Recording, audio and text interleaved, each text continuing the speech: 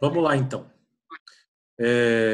A pergunta ela é a respeito dessa aparente contrariedade, né? Porque, de um lado, nós temos o direito à vida, preservado na Constituição. Vinícius, por favor, depois não esquece de me mandar mensagem no privado, tá? Pelo celular, para eu saber como é que eu faço aquele negócio lá que você falou. E aí, vamos voltar para a dúvida. Como que fica essa situação? Então, é preservado e é protegido os costumes dos indígenas, isso é uma regra, isso é um direito, mas, ao mesmo tempo, nós temos uma Constituição que prevê o direito à vida. Bom, isso que você está me perguntando, ele diz respeito ao que a gente chama de conflito de normas. Nós vamos estudar conflito de normas e não vai demorar muito. Nós temos a nossa próxima aula para falar sobre características das normas e depois a gente já deve provavelmente ir para os conflitos de norma. Existirão algumas situações em que as normas podem conflitar uma com a outra, elas podem colidir. E esse nosso exemplo, né, que você muito bem observou, ele representa uma colisão entre normas. Porque, de um lado, eu tenho o direito dos indígenas de preservarem o seu costume, isso é um costume. Por isso que é um comportamento moral, porque nós estamos falando do conjunto de valores daquela determinada sociedade, percebe? Só que, ao mesmo tempo, a prática desse costume contraria um outro direito. E mais do que isso, um direito fundamental, que é o direito à vida. Como que fica essa situação? Sempre que nós estivermos diante de um conflito de normas, existem critérios para solucionar, o que a gente vai estudar. Nós temos três critérios. Tem o critério da hierarquia, o critério da especialidade e o critério cronológico. A gente vai ver um por um, não vamos antecipar as coisas. Nessa situação, se nós formos observar a teoria por si só, a princípio, o direito à vida deveria prevalecer, porque a Constituição é norma hierarquicamente superior. Só que a proteção dos indígenas também se encontra dentro da Constituição, então a gente não teria critério comparativo. Mas então a gente poderia pensar, aí nesse caso, começa a se refletir em torno do critério da especialidade, por exemplo, né? Então nós temos uma população específica com seus critérios específicos. Então, diante desse confronto, dessa colidência entre normas jurídicas, até o momento tem se optado em respeitar os direitos dos indígenas em praticar esse tipo de ato. Esse posicionamento de respeitar o direito dos indígenas, né, na prática desses atos é um posicionamento que tem se enfraquecido, e se enfraquecido mesmo, tá? Cada vez mais nós estamos caminhando para um direito que realmente reconhece a importância de se valorizar o outro, de se valorizar a pessoa. E isso quer dizer que a cultura não serve para nada? Não, ela serve. A cultura ela é importante. Só que não se deveria admitir uma cultura que tenha por hábito violar a vida das pessoas. Então, na cultura, eu posso estabelecer qualquer coisa, menos atentar contra a vida do outro.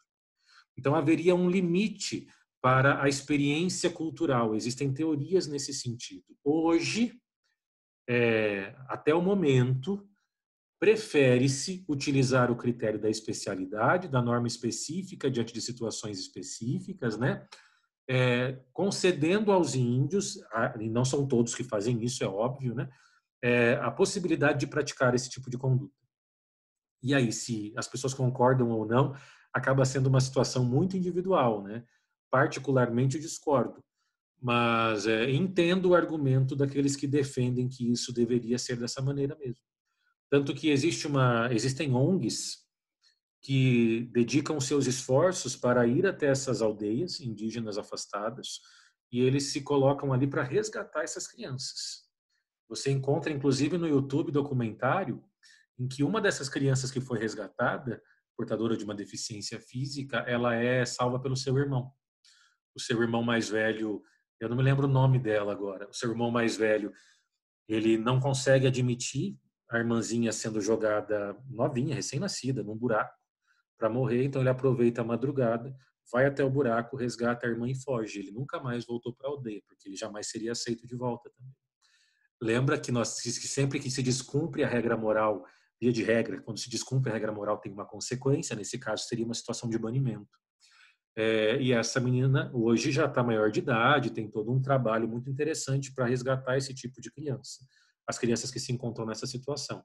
Então tem uma galera que arrisca a vida, indo nessas aldeias sobre o pressuposto, né, de queremos conhecer vocês e a cultura de vocês, e quando eles observam uma criança ali sendo jogada, eles aproveitam a madrugada, resgatam a criança e fogem.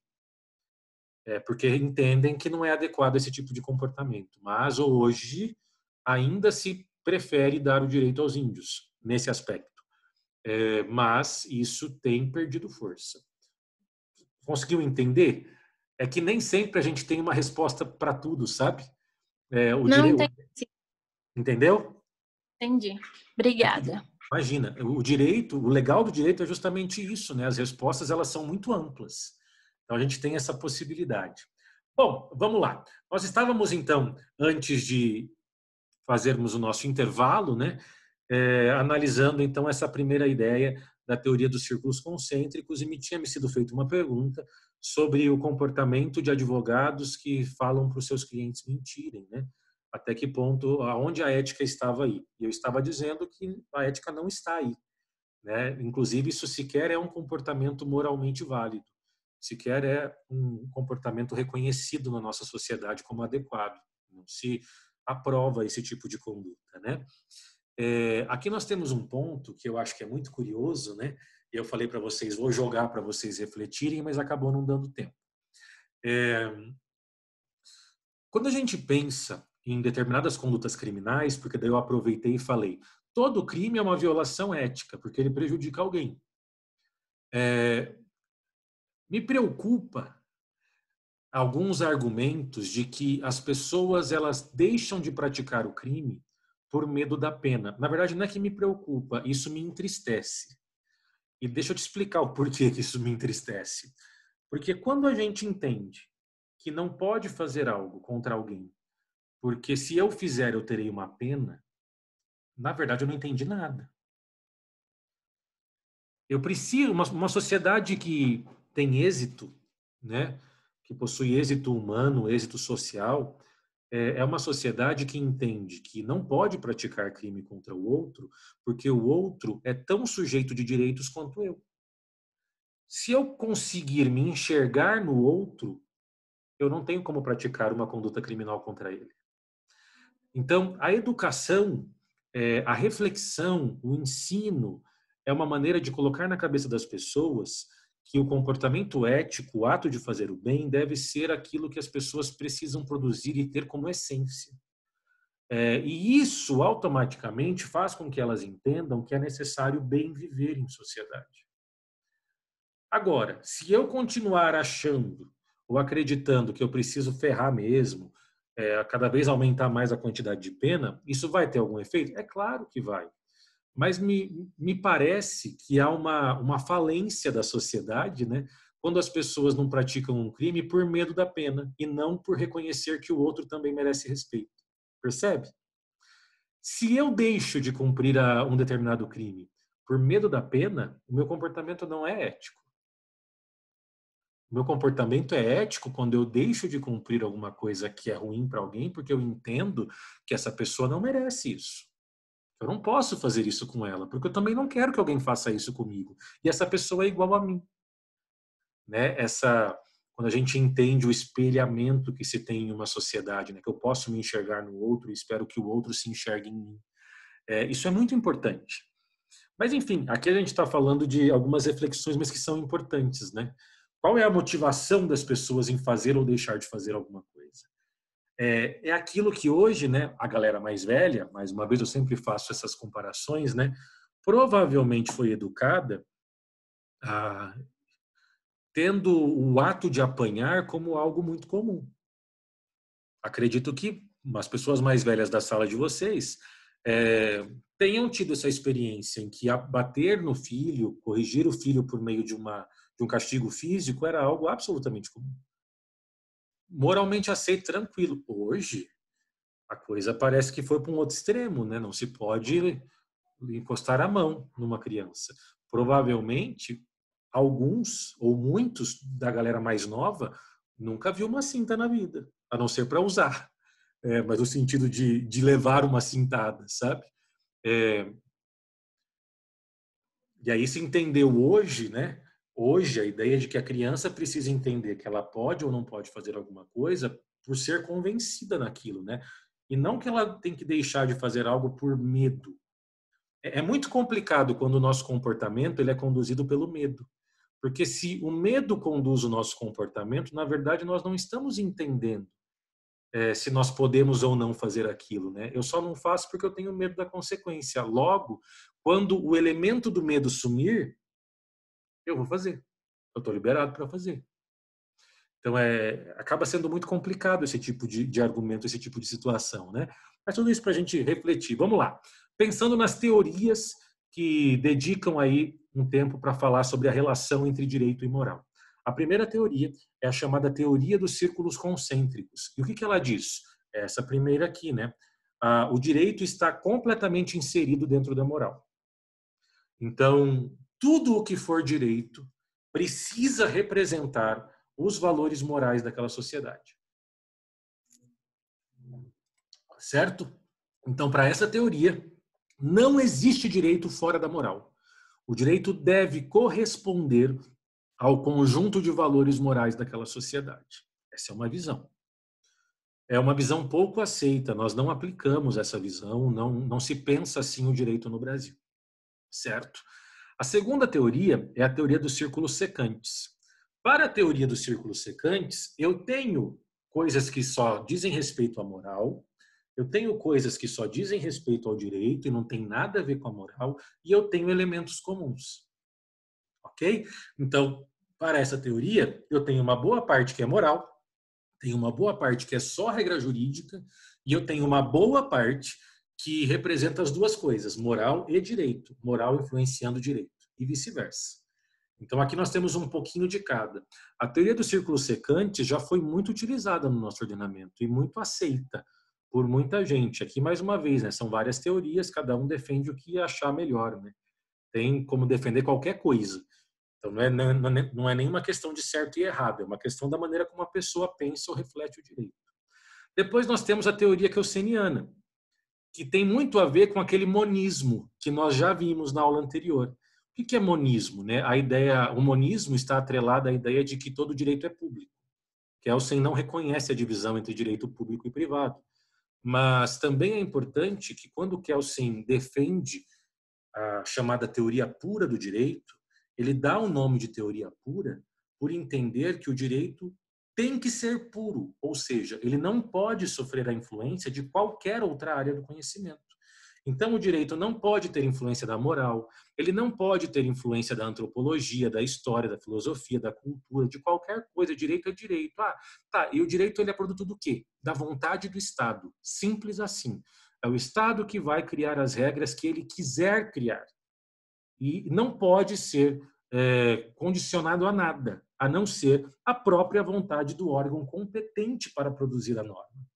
E essa visão de Kelsen, ela teve muita abrangência. A gente tem grandes juristas hoje no Brasil que defendem que o direito não pode ser influenciado pela moral. Tem uma galera muito boa mesmo, que bate firme nessa tecla de que direito e moral não se confundem. Direito é direito, moral é moral. Agora, e aí, né? Será que dá? Será que tem como nós separarmos tanto direito e moral? Particularmente vejo com dificuldade essa separação tão forte, tão evidente, sabe? Mas tem um pessoal muito bom que defende essa ideia. E temos a última teoria, que é a teoria do mínimo ético. A teoria do mínimo ético é quase que uma teoria dos círculos secantes, mas um pouco com um conteúdo misto menor. Na teoria dos círculos secantes, o conteúdo misturado, né, esse meio aqui, ele é bem grande, ele é bem significativo. Para a teoria do mínimo ético, é um conjunto bem pequenininho mesmo, que mistura moral e direito. Qual é a ideia aqui? Então, ele parte de duas verdades, de duas premissas. A primeira premissa é essa aqui. O direito possui uma finalidade voltada à segurança social. Lembra? O direito se volta a regulamentar e proteger a própria sociedade. E a moral, ela tem uma finalidade de aperfeiçoar o homem a partir de valores importantes, desde que, obviamente, a moral seja condizente com a ética, né? Aí ela vai aperfeiçoar o homem. Então, como o direito tem por objetivo organizar a sociedade, pacificar a sociedade, e a moral tem por objetivo aperfeiçoar o homem, eles podem trabalhar de maneira conjunta. Então, para a teoria do mínimo ético, e a palavra mínimo aqui não está por acaso, existe uma relação de interdependência entre moral e direito mínima. Então, nós temos pouquíssimos elementos que são comuns aos dois, e, no mais, direito é direito, moral é moral.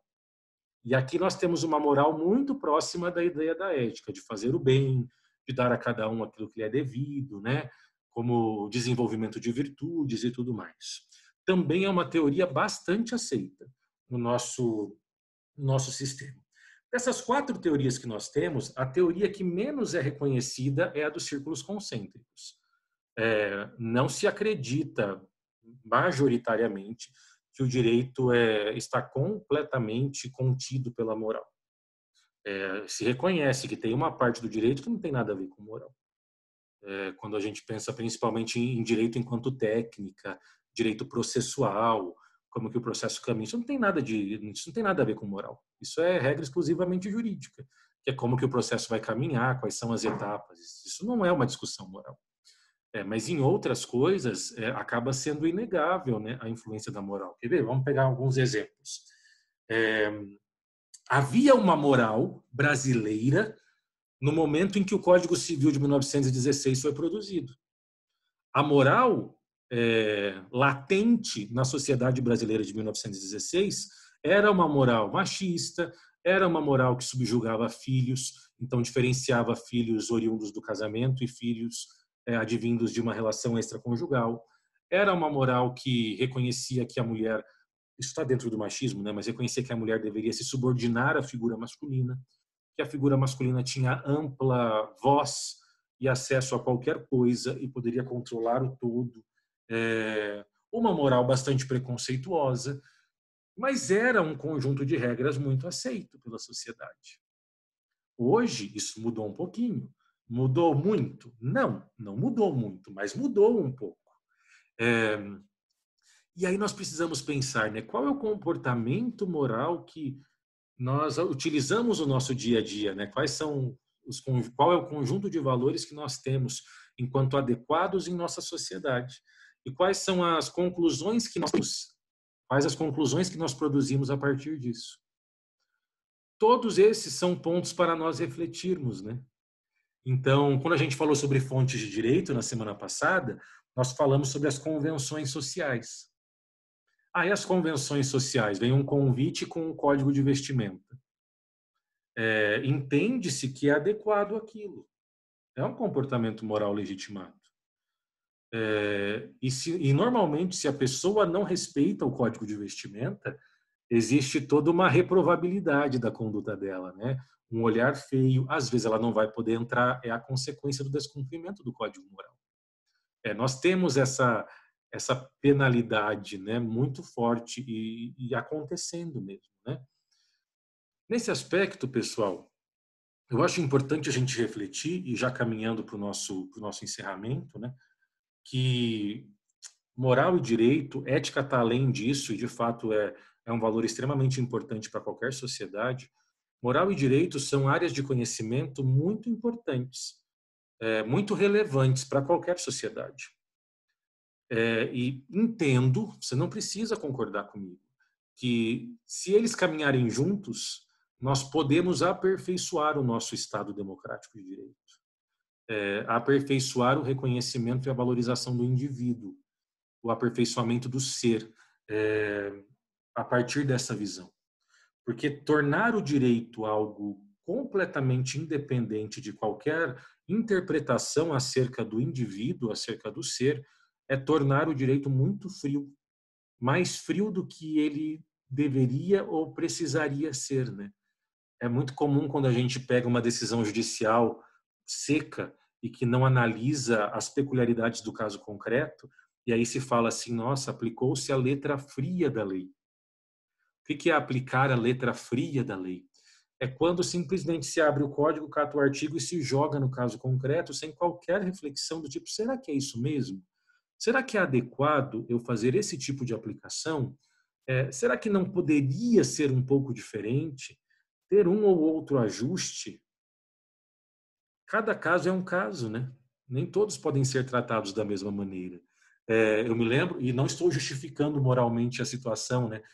Mas eu me lembro uma vez que estava sentado em uma roda de amigos jantando, e aí tinha acontecido um homicídio em um distrito próximo ali, e a conversa das pessoas era sempre assim, né? Se tem um advogado no meio, nossa, como é que o advogado vai defender a pessoa que matou o outro, né? E parece que matou, foi a tiros, assim.